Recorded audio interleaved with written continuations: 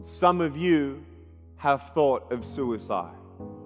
Some of you are in the darkest of darkest valleys. And I was there once too. I was 8 years old, depressed. 9 years old, even darker. At 10 years old, I came to the edge. And I thought to myself, there is no hope. At age 10, I tried to drown myself in 6 inches or 15 centimeters of water in my home. I told my dad I just wanted to relax. But really, I wanted to end my life. I had enough. The first 2 times I rolled over, I was trying to work out how much air I hold in my lungs before I let it out. And the third time, in my mind, knowing that I wanted to get out of here because of the bullying in my life, because I was going to be a burden to my parents and I had nothing to look forward to, I realized at that moment that if I actually went through with committing suicide, I would leave a greater burden for my parents than they already had.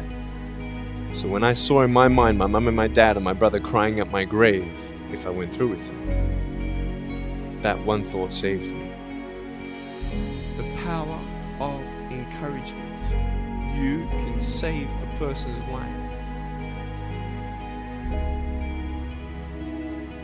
You may have arms and legs, but unless you know 3 things. Number 1, who are you and what your value is? Number 2, what is your purpose here in life? And number 3, what is your destiny when you're done here? If you don't know the answers of any of those 3 questions, you're more disabled than I. If I gave you $1 billion, would you be happy? If you gave me $1 billion, I'd be very happy. But then if my mum dies tonight, am I happy? No.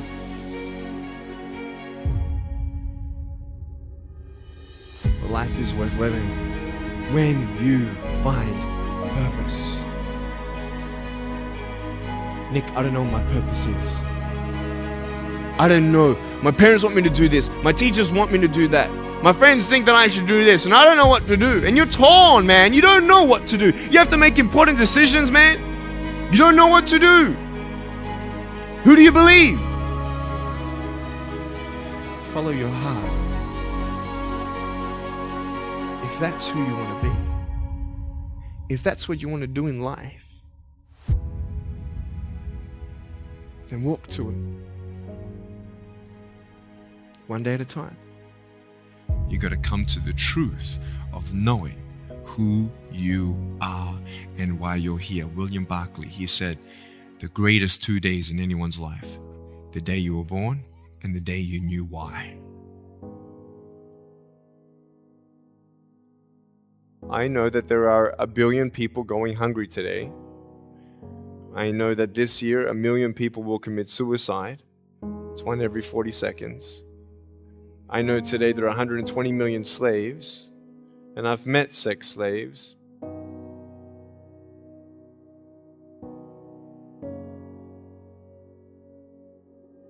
So many people tease each other. Oh, you know, you're too short, you're too tall, you look whatever. Different hair and all that. It doesn't matter. See, the thing is, when you're in school, when you're growing up in life, it actually sort of matters to people how you look. And then it matters to you because it matters to others. Why? Why does it matter how you look? Because if they don't like you, then who will? If they don't accept you, then who will? I know so many teenagers who look themselves in the mirror and wish that they had a different body. I want to ask you, what are you going to believe? Are you going to believe in yourself? Are you going to believe everybody else's judgment on you? Are you going to believe people when they say that you're a failure and no one really likes you, no one really cares about you? That's what this world is. I want to look like her. If I was taller, shorter, smarter, more popular, whatever you want. It's not enough. And the fear that we have is that we're going to be alone, that we're not good enough. And we have to change ourselves. And so many people put me down and say, Nick, you look too weird and no one's really your friend and you can't do this and you can't do that. And I couldn't change anything. It's not like just fixing my hair one day and everything's fine. It's not like, just whatever. I couldn't change my circumstance. I couldn't just one day wake up and say, hey, give me arms and legs. I need arms and legs. But it was so hard because people put me down. And I started believing that I was not good enough. I started believing that I was a failure. That I'd never ever be somebody who people would like or people would accept. And it was so hard, man. I thought to myself, I can't go on the soccer field like everybody else, and I can't ride my bike, and I can't skateboard, and all these sort of things. And I started getting depressed.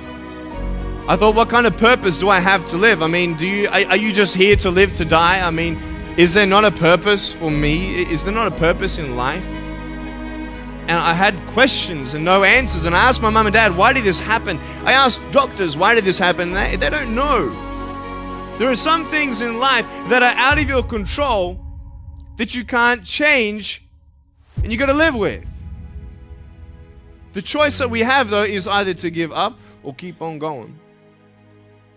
Every single human being has value, and my value is not determined on how I look or what job I have or where I'm from, where I was born, how much money, all that stuff is nothing.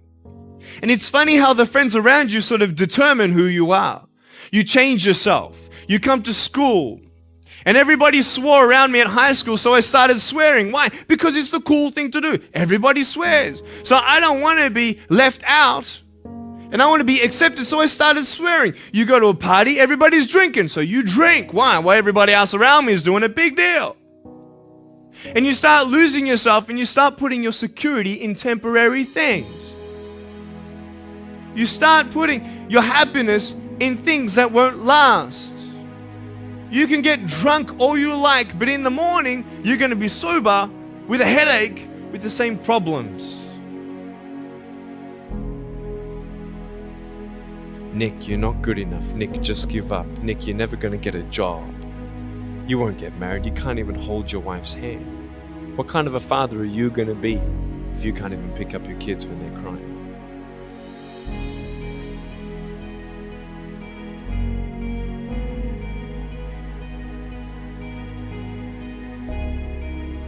But I tell you, there are some times in life where you fall down and you feel like you don't have the strength to get back up.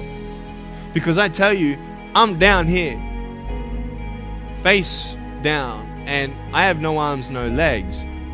It should be impossible for me to get back up, but it's not. You see, I will try 100 times to get up, and if I fail 100 times, if I fail and I give up, do you think that I'm ever going to get up? No. But if I fail, I try again and again and again. For as long as I try, there's always that chance of getting up. Does that make sense? And it's not the end until you've given up. And just the fact that you're here should persuade you that you have another chance to get back up. That we have a choice, either to be angry for what we don't have or be thankful for what we do have. You have a choice every day you come to school to either tease somebody, gossip about somebody, or you can go up to them and encourage them. There's still hope.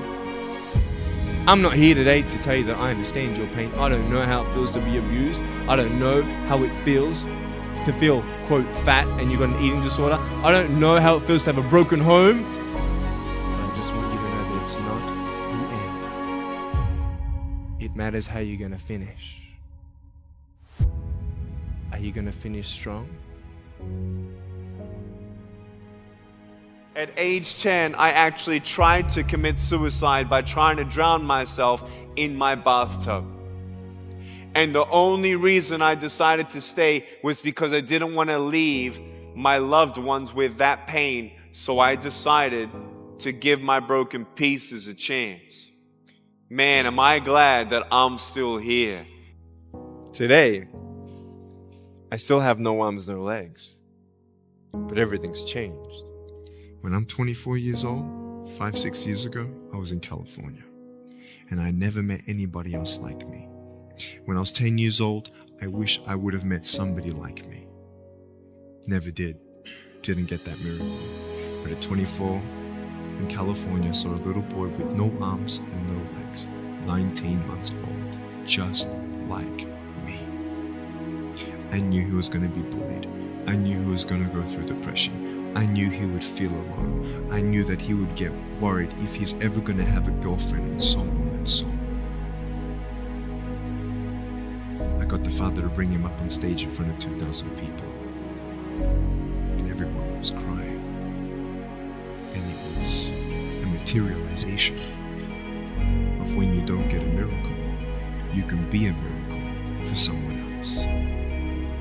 Think of the 3 biggest discouragers in your life. They're not your biggest discouragers. You are. But I hope you are inspired to know that if I can dream big, then so can you. There are no walls. Find your peace, and you will make your walls doors.